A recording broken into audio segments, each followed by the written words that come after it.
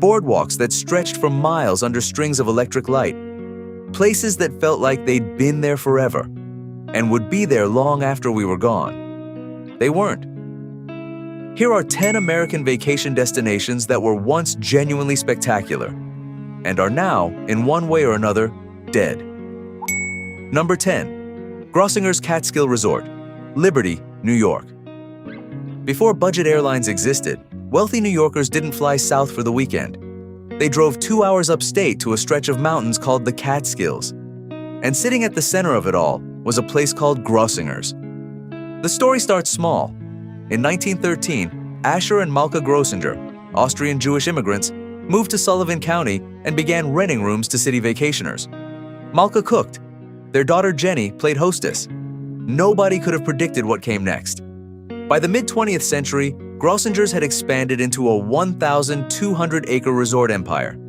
It had its own post office, its own airstrip, 35 buildings, a dining room that could seat 1,300 guests, an indoor pool the region envied. Over 150,000 people visited every year. The boxer Rocky Marciano trained on the grounds. Jerry Lewis performed in the nightclub. Eddie Fisher and Debbie Reynolds got married there. The place was so culturally significant that screenwriter Eleanor Bergstein, who vacationed there as a child, used it as the direct inspiration for the fictional Kellerman's Resort in Dirty Dancing. Except the real Grossinger's was considerably larger than anything shown in that film. Then the 1960s happened. Cheap airfare opened up Florida, Puerto Rico, Europe. Why drive upstate for mountain air when you could fly somewhere warm? Jenny Grossinger, the beating heart of the operation, died in 1972. The resort never recovered from losing her. By August 1984, in what may be the most desperate marketing move in Catskills history, the resort threw a Woodstock anniversary weekend, complete with tie-dye workshops, a midnight documentary screening, and a performance by David Clayton Thomas. It didn't save anything. In 1986, the Grossinger family sold the property to hotel company Serviso for $9 million. That same year, the main hotel closed forever. Developers came and went over the following decades, pitching casinos, luxury spas, golf resorts. None of it materialized. The main structures were finally demolished in 2018. A remaining building burned in a fire on August 16, 2022. The broader Catskills resort region, once known as the Borscht Belt, had hosted up to 500 properties and 150,000 guests annually at its peak. It collapsed alongside Grossinger's. The Concord Resort, its main rival, went bankrupt in 1997. Kutcher's, the exposed lakebed generates toxic dust that drifts as far as Los Angeles. The water is now saltier than the ocean. California has poured over $1.2 billion into managing the Salton Sea's decline. The sea continues to shrink regardless. And if you drive out to Bombay Beach today, what you'll find are art installations among the ruins. Local and visiting artists have been creating pieces in the abandoned town since around 2016, which is one way of coping with the fact that your home became a post-apocalyptic wasteland. Number 8. Asbury Park, New Jersey. In the decades before World War II, Asbury Park was New Jersey's crown jewel. Founded in 1871 by industrialist James A. Bradley as a planned seaside resort, it grew into one of the most sophisticated beach destinations on the entire East Coast. At its pre-war peak, the city had more than 200 hotels. Glenn Miller and Artie Shaw played the dance halls. The Marx Brothers headlined at the Paramount Theater. The boardwalk stretched along a full mile of Atlantic coastline, carousels, arcades, entertainment pavilions, all of it. Then the post-war years dismantled it piece by piece. The Garden State Parkway opened in 1947, and suddenly tourists weren't limited to mass transit to reach shore towns. Competition arrived from dozens of beach destinations. The middle class relocated. Shopping malls pulled commerce away. Civil unrest in 1970 caused over $4 million in property damage to the West Side Business District, and that district was never rebuilt. By the 1980s, Asbury Park had earned the nickname Beirut by the Shore. Hotels were boarded up. The boardwalk looked, by more than a few accounts, like a war zone. The once grand casino building and carousel house stood empty. The city has been recovering slowly since the early 2000s. The Stone Pony, which opened in 1974 as a launching pad for Bruce Springsteen and Bon Jovi, still operates. Convention Hall has been stabilized, but those 200 hotels, those glittering ballrooms, that version of Asbury Park is gone. Number 7. The Baker Hotel. Mineral Wells, Texas. Mineral Wells made its name on water. In 1881, a local judge discovered that the well water on his property appeared to have unusual medicinal properties. Word spread, pilgrims arrived, and by the 1920s, the town had become one of Texas's premier resort destinations. The Baker Hotel opened on November 22, 1929, a 14-story, 450-room Spanish colonial revival tower. It was the first hotel outside a major Texas city to offer air conditioning. The second floor was reserved entirely for mineral baths, steam rooms, and salt rubs. The rooftop Cloud Room restaurant looked out over the Texas countryside. 2 ballrooms, a bowling alley, an Olympic-sized pool. Clark Gable stayed here. So did Judy Garland, Ronald Reagan, and Lyndon Johnson. There's even a local legend that Bonnie and Clyde once checked in under an alias, which, given the era, sounds completely plausible. The decline was tied directly to the military. Nearby Fort Walters pushed Mineral Wells' population toward 30,000 during World War II. When the fort closed in 1946, that population evaporated fast, and the Baker's business dropped sharply. The hotel's owner, Earl Baker, announced he would close the building on his 71st birthday, and he did exactly that in May 1963. A brief attempt to reopen in 1965 failed. The hotel closed permanently in 1972. For the next 5 decades, the Baker stood as a 14-story monument to slow-motion neglect. Too expensive to demolish, too expensive to restore, too prominent to ignore. It was placed on the National Register of Historic Places in 1982 while still abandoned, which is one of the more bittersweet achievements any building can claim. A major restoration effort began in 2019. As of now, work is ongoing, described as the largest private restoration of a National Register property in Texas history. The Cloud Room, the mineral bath facilities, and the ballrooms are all planned for restoration. Original chandeliers and fixtures have been cataloged and set aside. Whether the Baker Hotel will ever welcome guests again remains one of the great unresolved questions of Texas preservation. But for the first time in half a century, there are real, funded reasons to believe it might happen. Number 6. Coney Island, Brooklyn, New York. Coney Island still exists. People still go there. But the Coney Island of today, one amusement park, hot dog stands, and the beloved Cyclone roller coaster, is a shadow of what the place once was.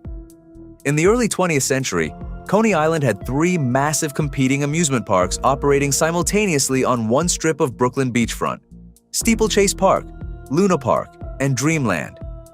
Luna Park, which opened in 1903, was lit by over 1 million electric light bulbs.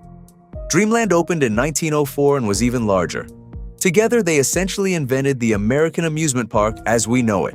Walt Disney, a documented regular at the original Luna Park, cited it as a significant inspiration for what he would eventually build in Anaheim. At its peak, Coney Island drew over 1 million visitors on a single summer day. The subway extension to Stillwell Avenue in 1920, a nickel fare, earned it the nickname the Nickel Empire. Then came the fires. Dreamland burned entirely in 1911. The original Luna Park closed in 1946. The neighborhood declined. Crime increased. By the 1980s, the former wonder of New York was struggling with arson, poverty, and decay. A new Luna Park opened in 2010, and there have been genuine improvements since. But the golden age of Coney Island ended decades ago, and it isn't coming back. Number 5. Elkmont, Great Smoky Mountains, Tennessee. Most people who visit Great Smoky Mountains National Park have no idea there's a ghost resort hidden inside it. Deep in the woods near Jakes Creek lies Elkmont, a collection of decaying cabins and clubhouses that was once one of Tennessee's most exclusive summer retreats. In the early 1900s, a logging company built a railroad into the Elkmont Valley, and wealthy families from Knoxville followed. 2 private clubs emerged, the Appalachian Club and the Wonderland Club, building summer cottages, dance halls, and recreational facilities along the Little River. When the national park was established in the 1930s, The members negotiated long-term leases that let them continue using their cabins. For decades, well-connected Tennessee families summered at Elkmont while the park grew around them. By the 1990s, those leases had expired. The Park Service declined to renew them, and the cabins were left to the forest. A preservation battle followed. Eventually, several significant structures were stabilized. Elkmont is now listed on the National Register of Historic Places. Visitors can hike to it today and walk through vine-covered ruins. The Appalachian Club Clubhouse, the original family cottages, all of it slowly being reclaimed by the woods. It's one of the most quietly haunting places in the entire national park system. Number 4. Rhyolite. Nevada. Most ghost towns went bust because a mine ran dry. Rhyolite, Nevada, is no exception. But the sheer speed of its rise and fall sets it apart from anything else in the American West. In 1904, a prospector named Shorty Harris found gold in the Bullfrog Hills, about 120 miles northwest of Las Vegas. Within 3 years, Rhyolite had a population between 5,000 and 8,000 people. A 3-story bank building, a train depot, a school, an opera house, paved streets, electric lights, running water, a stock exchange, multiple newspapers, and over 50 saloons. A local builder named Tom Kelly even constructed a house from 51,000 glass bottles, mostly beer and whiskey, which still stands today. When the financial panic of 1907 hit, investment in Western mining dried up almost overnight. The bank failed. The railroad cut service. By 1910, the population was down to a few hundred. By 1920, effectively empty. The 1930 census recorded 1 person living in Rhyolite. What remains, the skeletal walls of the bank building, the train depot, Kelly's Bottle House, is open to visitors today. It's a genuinely startling place. Buildings that took years to construct and were meant to anchor a city for generations stand alone in the Mojave, with essentially nobody for miles. The bank's concrete shell rises 3 stories against the Nevada sky, with no roof, no interior, just open desert framed by the mountains. Rhyolite had its entire rise and fall within about 15 years. That might be a record even by boom and bust Western standards. Number 3. Hot Springs, Arkansas. Before Las Vegas existed as a destination, before Atlantic City had its casinos, before Miami Beach became a thing, there was Hot Springs, Arkansas, and for roughly 60 years, from the late 1800s through the early 1960s, it was arguably the most wide-open, glamorous, and morally flexible resort city in the United States. The foundation was the water. Hot Springs sits in the Ouachita Mountains, and beneath those mountains, rainwater that fell thousands of years ago percolates deep into the earth, gets superheated by surrounding rock, and emerges from 47 natural springs at around 143 degrees Fahrenheit. The federal government had established the Hot Springs Reservation back in 1832, making it the oldest site currently in the national park system, 40 years older than Yellowstone. That federal protection, however, did nothing to constrain what happened on the surrounding streets. What happened was gambling. Illegal gambling had been embedded in Hot Springs since the Civil War era, and by the early 20th century, it operated in plain sight, protected by a local government that was thoroughly and cheerfully corrupt. Mayor Leo McLaughlin ran the city for 22 years starting in 1926, openly allowing gambling as part of his platform. In the 1930s alone, over 1 million baths a year were given in Hot Springs. And most of those visitors weren't just there for the water. Al Capone was a regular. He often rented the entire 4th floor of the Arlington Hotel for himself and his entourage, and always sat at an elevated table in the Southern Club, where he could keep an eye on the entire room. Lucky Luciano was arrested on the promenade behind the Ozark Bathhouse while strolling alongside the city's chief of detectives, which tells you everything you need to know about how cozy those relationships were. Oni Madden, one of the founders of the New York Mob and the man who ran the Cotton Club in Harlem, retired to Hot Springs in 1935 and became the city's unofficial overlord until his death in 1965. But it wasn't only gangsters.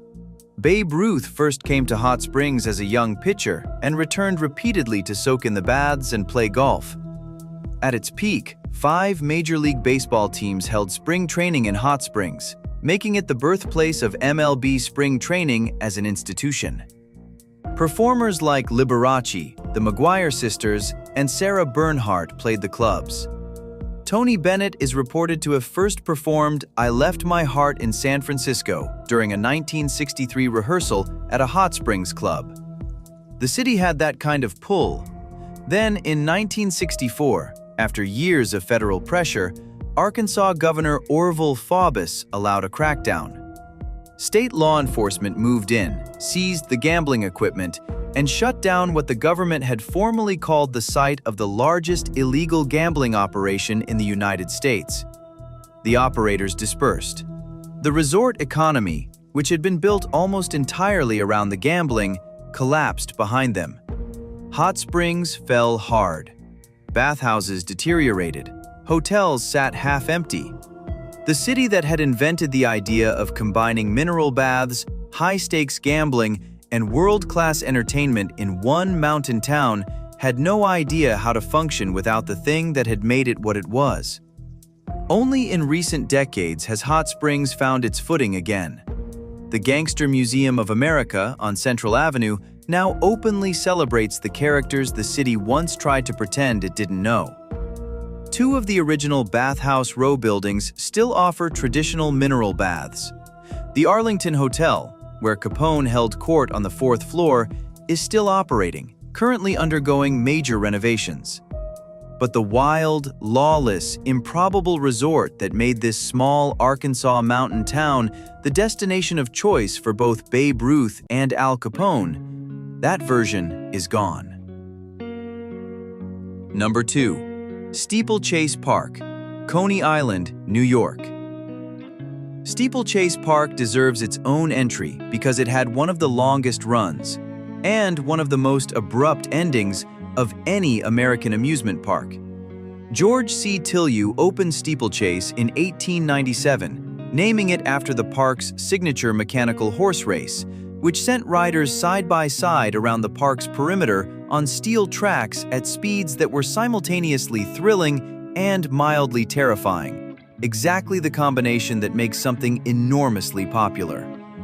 When a fire destroyed Steeplechase in 1907, Tillieu didn't close. He put up signs charging admission to view the ruins, then rebuilt and reopened. That's the mindset of someone who builds something meant to last. And it did last, another 57 years after that fire, surviving the Great Depression, 2 world wars, and the collapse of every one of its neighbors. While Luna Park and Dreamland burned and shuddered around it, Steeplechase kept running. Tillieu died in 1914, and his children continued as a family business for 5 more decades. Then, in 1964, his heirs decided they'd had enough. They sold the property to a developer named Fred Trump, yes, that family, who wanted to build apartments. Steeplechase closed on September 20th, 1964. Before demolition began, Trump held a demolition party on the property and invited guests to throw bricks through the park's remaining stained glass windows. Whether that detail makes you laugh or wince probably depends on your disposition. The park was torn down. The apartments were never built. The land sat vacant for years before eventually being absorbed into broader Coney Island redevelopment. The famous Steeplechase funny face logo, that wide, unsettling grin that appeared on everything in the park, became an iconic image of lost American leisure. It still shows up in books and documentaries about New York's past, grinning at something that no longer exists. Number 1. The Pocono Honeymoon Resorts, Pennsylvania. From roughly the 1950s through the 1980s, a stretch of northeastern Pennsylvania called the Pocono Mountains was, without question, the undisputed honeymoon capital of the eastern United States. Couples who couldn't afford Europe and weren't interested in anything adventurous drove up to the Poconos, checked into resorts with heart-shaped whirlpool tubs, mirrored ceilings, round beds, and 7-foot champagne glass-shaped soaking baths, and called it a honeymoon. Penn Hills Resort, Cove Haven, Mount Airy Lodge, and dozens of others competed for newlywed business with increasingly elaborate amenities. Mount Airy Lodge's television commercials ran so frequently through the 1970s and 1980s that the jingle became something approaching a regional cultural artifact.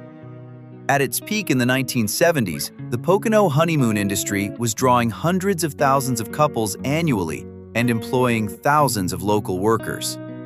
Then the 1990s arrived, and the cultural moment that had created these places simply passed. Younger couples no longer considered a Pennsylvania mountain resort the romantic ideal. Airlines made international travel cheaper and more accessible.